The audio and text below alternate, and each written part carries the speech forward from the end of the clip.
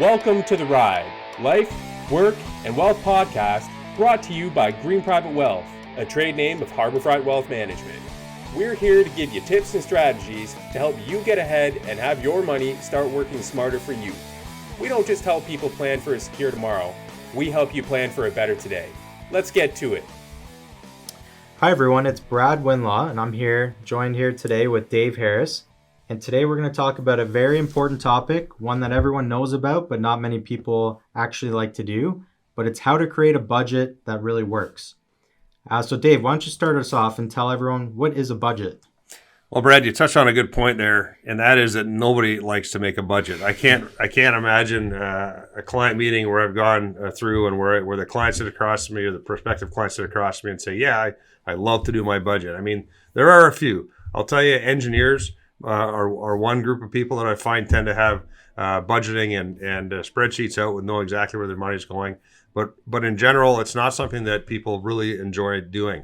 But really, budgeting is the process of determining how you want to allocate the income you have to the various expenses that you have. And that includes things like paying for your mortgage, buying your groceries, purchasing vehicles, and saving for retirement. So it's really that process of allocating income to expenses.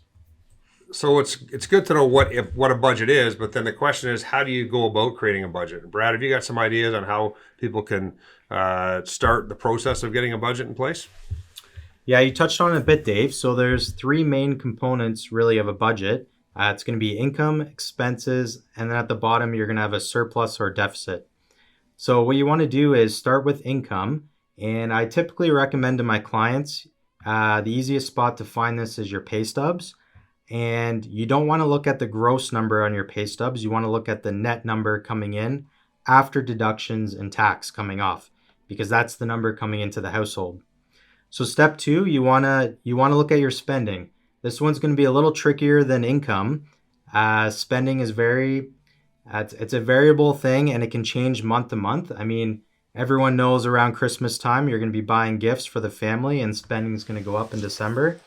And then the couple months after that, you're going to see the drop. So, depending on how involved you want to get here, if you want a detailed budget, I recommend going through all of your credit card statements and your bank statements. And you're going to have to put some time and effort and look into, each expense and categorize them all on your budget. And if you want to do a more simpler version, I recommend taking those same credit card and bank statements. You're going to want to total up all 12 months of the year and then divide it by 12, and that'll get you an average monthly spending you can use for your budget. So the final step on how to create a budget is you're going to want to take the total income of the household, subtract the total expenditures, and that's either going to leave you with a surplus or deficit at the end. So ideally, you want to see at least an even cash flow or a net zero number at the bottom, or you want to see a surplus. Because if you have a surplus, then you have money to put more towards your debt or your retirement savings. So that's, the basics. Now, where to get a budget? You can always reach out to us here at Green Private Wealth, and we have a couple templates we can send you. Or you can always go online and just Google a budget template, and there should be quite a few online you can use for free, and just find the one that works for you. So now that you know what a budget is and you know how to create a budget, what do you do with it? So Dave, a common question I get asked by clients is if they're saving enough towards retirement or paying down their debt quick enough, and if they need to make changes to their current budget. Can you speak more to that? Yeah, absolutely, Brad. It's a big question, and there's as many answers as there are questions around this. The question of how much you need to save for retirement, there's a rule of thumb that if you put 20% of your savings away or 20% of your income away, then you should have enough money to save for retirement. Or if you save 10% of your income, you should have enough to save for retirement. But, it really is an individual thing. And this is why the financial plan is so important. There's the idea of saving, how much should you save? And then there's the idea of how much of my pre-retirement income do I need to provide myself in retirement? And again, lots of different variables go into this. And of course, your spending varies throughout your lifetime. So, In general, we can start off with something like a 10% savings goal. That would be a great start for younger families. But quite often what we see is as people get past that age of where they're raising their kids and the kids have moved on, there's quite a significant extra income that they have that they're not using to raise their kids anymore. And we can start really putting money towards retirement savings. And that really starts to give us a better idea of what they're going to have by retirement. And that can help shape the retirement income. We also have to take into account if you have a pension plan, a defined benefit pension plan, that's going to allocate a significant portion of your pay to saving for retirement already into a plan. So those factors will all have to be taken into account. And really, it's a unique thing for clients. So it comes down to sort of personal advice that we provide here, but there are a few rules of thumb that you can use.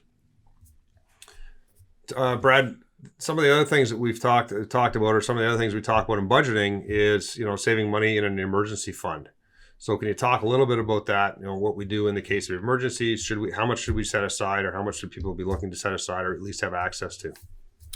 Yeah, before I get into that, Dave, one number, something that a lot of my clients tend to ask me in a meeting, and I was hoping you could speak more to it first, is, they always say, how much should I have saved up for retirement using my budget? Is there a certain number, or is it different for everyone? Can you speak more to that really quick?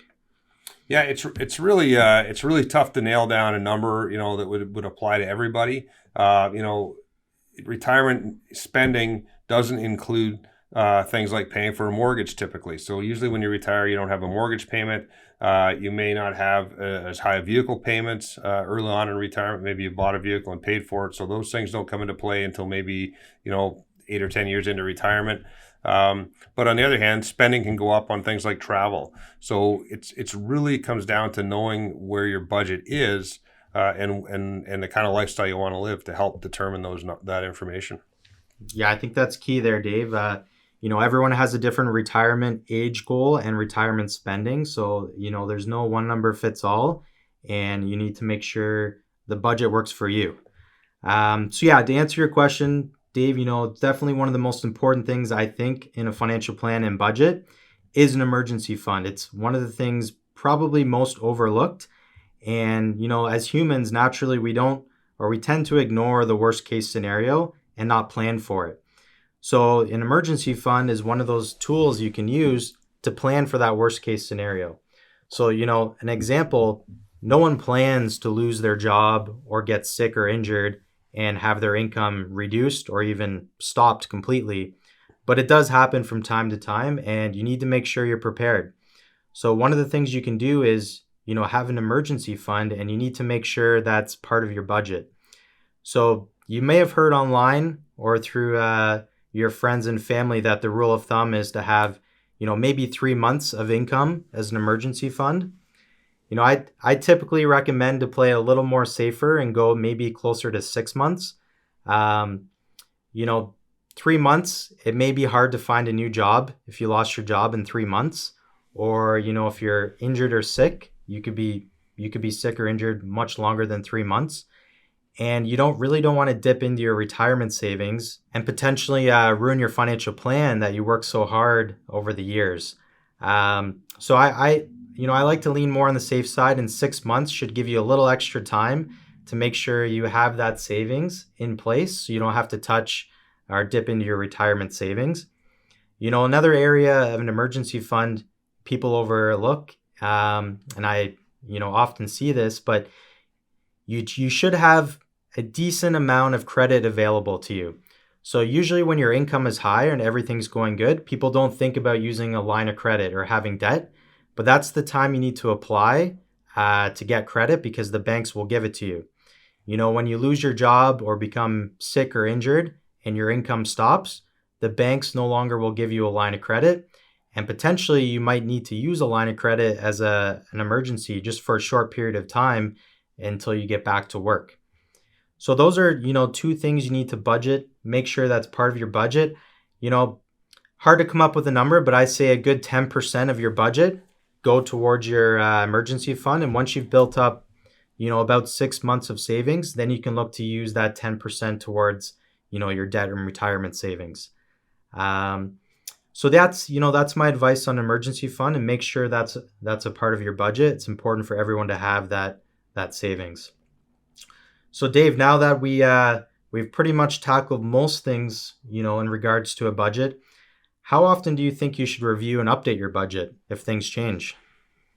So budget, probably an annual update is required. We certainly go through that with our clients on an annual basis to make sure that the financial plan remains sound.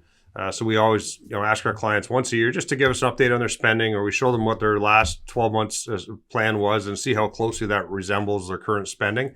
Because things change and lifestyles change. There can be death, there can be divorce, there can be kids getting married. These things all sort of impact budgeting. And so at least annually we want to review that, or if there's a significant life change. And that's, that goes for almost every one of our clients. We sort of want to push them to do that. Is there anything else, Brad? One thing I was going to mention, we're talking about this safety net or this emergency funds. I think it's kind of challenging these days, especially for younger people when they've just, with the housing prices where they are, to actually try and set aside that money for safety. And so in some cases, it may be difficult to actually put that money aside for a safety net. And again, to your point of making sure you have access to as much credit as possible is key, because you never know when you might need that money. And if you haven't been able to set aside those emergency funds yet, the credit line would be another option to help supplement that.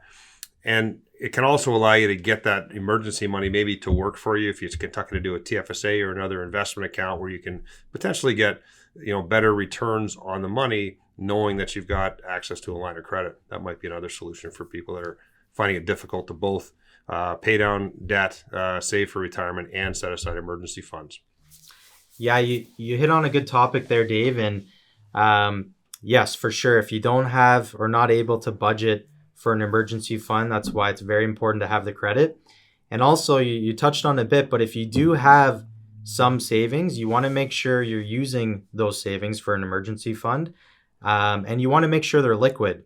So I recommend you put in a TFSA in a very low risk type of investment where you can still earn interest for your emergency money, because you want to make sure your money's working for you, but you don't want to lock it down into something you can't touch, like a GIC. GICs will lock your money down for a year or longer, and then you're not able to withdraw the funds when you need them, when the emergency happens. So yeah, good points there, Dave.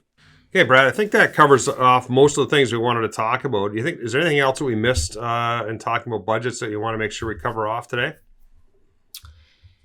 The only thing I think I would mention, Dave, is going back to how to create a budget. Going through your lifestyle expenses. I tend to differentiate between your discretionary spending and your fixed spending. You want to make sure you list out all of your fixed spending. Those are things you're not able to change, and those are things you need to make sure you have the income and the budget for. The discretionary spending, those are things like, going to the movies, restaurant, trips, things like that. That's your discretionary spending. So, when you go through the exercise of your income minus your expenses and you have potentially maybe a deficit, the first area I'd recommend looking at is your discretionary spending, and, seeing what areas of that discretionary spending you can cut back. Maybe you take one less trip a year, or, you go out to a restaurant one less time a week, just until you can get your income back up, and then you can get back to a surplus again. So that's something I forgot to mention, Dave, and that's a very key thing to look through when you go through your budget. Yeah, you can also take a look at your bank statements or your Apple Pay or whatever, and see how many subscriptions you signed up for in the last year. I can tell you that's a once a year thing for me at least. And what you find is that this $2 charge for one service has gone to $3. Heck, some of the subscription TV services now are approaching $20 a month. And these things really add up. And so again, these are things you can tackle, at least once a year. Review all those subscriptions that are creeping into your expenses and help cut back on those things. So something else to take a look at. Yeah, good points there, Dave. So Dave, why don't you summarize then, just going back what we talked about, how to create a budget that really works Yeah, so probably three things. One is, start with a template. We can provide that to you. You can download one actually from our website, or you can search online for a template, but it allows you to sort of sort out your spending into categories. That's number one. And number two is, take a look at your emergency fund. Make sure that you're setting aside some money, or at least have access to credit to cover the what ifs. And then probably number three is regular review. Make sure that if there's life changes, or at least on an annual basis, you take a look at your spending and see how it compares to your budget, and then adjust it as needed. You've reached the end of another episode of The Ride. Connect with us on our website, greenprivatewealth.com, and don't forget to subscribe to our podcast on iTunes or Spotify for more financial insights. Until next time. Any viewer opinion expressed in this presentation are solely those of the representative and do not necessarily represent those of Harbourfront Wealth Management, Inc. The information contained herein was obtained from sources believed to be reliable.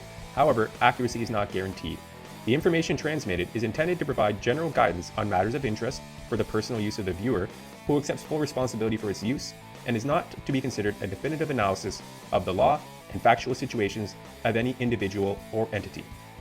Any asset classes featured in this presentation are for illustration purposes only and should not be viewed as a solicitation to buy or sell. Past performance does not necessarily predict future performance, and each asset class has its own risks. As such, this content should not be used as a substitute for consultation with professional tax, legal, or professional advisors. Prior to making any decision or taking any action, you should consult with a licensed professional advisor. Harbourfront Wealth Management, Inc. is a member of the Canadian Investor Protection Fund and the Canadian Investment Regulatory Organization, formerly IROC.